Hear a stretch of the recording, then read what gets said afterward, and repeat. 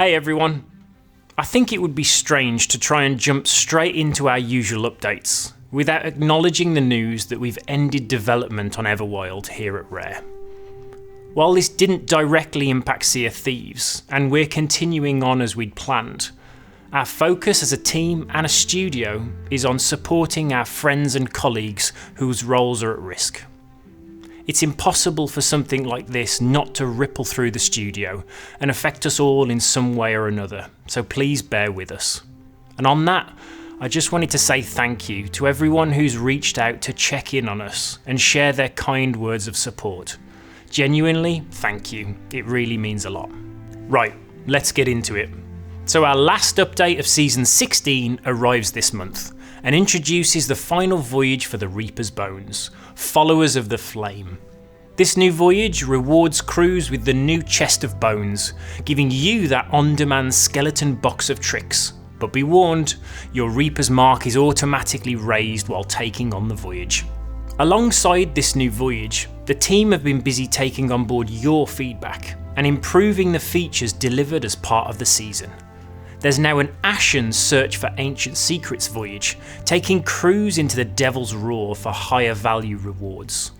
The Search for Ancient Secrets voyage can now be more easily stolen by rival crews, allowing them to nab the Skull of the Banished much earlier. And Skeleton Mercenaries now have icons alongside their names, showing you what they're up to and when they need reviving. With the ability to unseal Reaper's chests in our last update, the team have taken on board the feedback and have now balanced the amount of skeletons that spawn when the chest is being used on the attack. An unsealed Reaper's chest now releases skeletons based on the size of the ship that it's been placed on, giving sloop crews a more manageable wave to deal with when compared to a brig or galleon.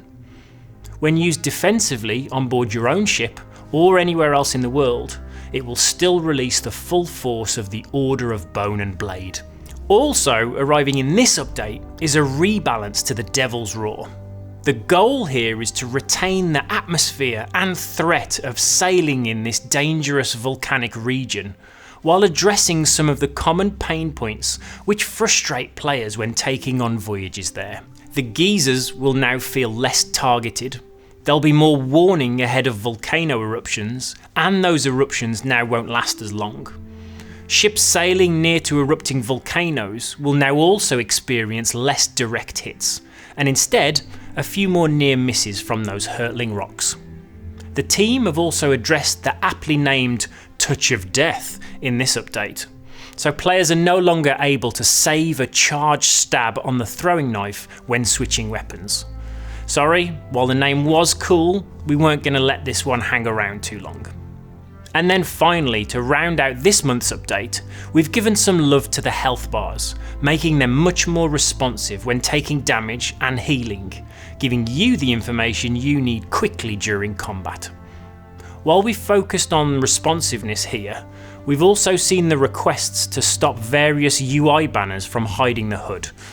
While that won't be addressed as part of this update, we'll be looking to provide a slimline option that doesn't cover the health bar and ammo counters for all of the various UI banners.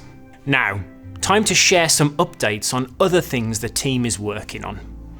June's update introduced cross-region matchmaking, and through the Fight Nights event and beyond, we've seen this significantly improve the wait times for those diving into Hourglass. While we've made a few tweaks to the region rules in live, we've also seen the requests for a little more control here, especially from those players in more remote regions like the OCE. The team are now working to provide an opt-out for this feature, giving you that control, allowing you to optimise for latency or matchmaking times as you see fit. Next up, our favourite topic, Field of View. I recently shared that we were kicking off work to support this higher FOV, but that didn't stop everyone spamming the comments asking when it was arriving. While it might seem like a simple number change, there's a few areas we need to fix up here before we can fully support 110 with a good quality visual experience. The supporting work for this has now kicked off, but it definitely won't be ready for our July update. We'll aim to get this into Insiders for testing, but we're likely looking at the August-September timeframe for this one. The team have been digging into the issues causing the water desync on console, and are now doing some rework of the system behind the scenes to make this much more consistent. Again, no timelines on this one yet, but we've now got a clear path on how to improve this. And then to round out the experience improvements, the team have seen the growing feedback on challenges controller players are having when accidentally interacting with items on the ship during combat. So there's two things here. First, we're going to be doing some work to split out secondary interact and weapon swap on controller to provide players with more control over their keybinds. And then secondly, the interaction range on the voyages pinned to the mast is going to be made much tighter to avoid accidental use. I've listed a few areas the team are working on here, and we'll be getting these into Insiders testing ahead of future updates. And before we close out this video, in last week's Community Direct, we shared our plans to open up the Insiders program and finally lift the NDA. It's been a long time coming, and I know a lot of you are eager to jump in here and help out. This is the part of the video where I should tell you when we're going to be opening up the program and lifting the NDA. But as I'm recording this, we don't have the exact date locked in. So instead, I'm going to use magic to summon the date here on the screen. Ooh. Now, that date could be today, or it could be sometime in the future. Who really knows? But whatever is written here on the screen is when the Insiders NDA is officially lifted. Right, that's enough excitement for one video. Catch you all next time.